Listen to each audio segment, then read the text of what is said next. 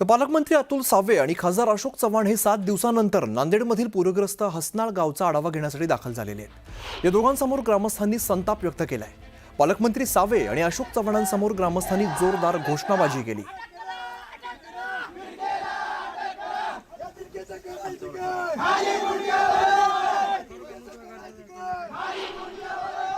लंडनला गेलो होतो आणि एक महाराष्ट्रातलं मराठी दैनिक त्यांनी तिकडे कार्यक्रम ठेवला होता।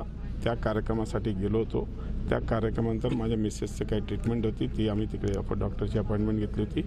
ते करून मी कालच आलो, काल आल्याबरोबर इकडे आलेलो आहे। चव्हाण साहेब, बाकी माझा रोज संपर्क होता। मी रोज कलेक्टर, SP, आमचे SDM, आमचे सगळे माझे स्टाफ या माध्यमातून आणि जी काही मदत पोचवायची ती आम्ही पोचवायचा प्रयत्न केलेला आहे।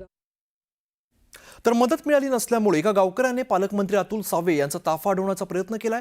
नांदेड जिल्ह्यातील मुखेड तालुक्यातील हसनाळ या पूरग्रस्त गावांच्या पाहणीसाठी आज पालकमंत्री अतुल सावे आणि खासदार अशोक चव्हाण आलेले होते। यावेळेला मदतीचं वाटप प्रातिनिधिक स्वरूपात करण्यात आलं। घरांचं नुकसान झालेल्यांना प्रत्येकी 10,000चा धनादेश देण्यात आलेला आहे। मात्र आपलं मोठं नुकसान झालं असताना देखील आपल्याला धनादेश दिला गेला नाही असा आक्षेप घेत या गावकऱ्याने गोंधळ घातलाय।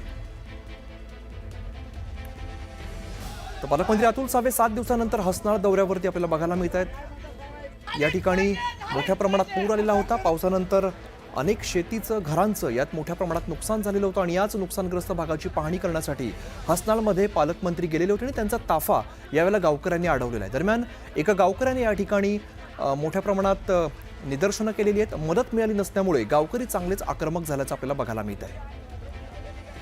पालकमंत्री अतुल सावे 7 दिवसानंतर हसनाळ या गावच्या दौऱ्यावरती आहेत। अतुल सावे आणि अशोक चव्हाण यांच्याकडून पूरग्रस्त गावाची पाहणी करण्यात येते। हसनाळमध्ये पालकमंत्र्यांचा ताफा अडवण्यात आलाय।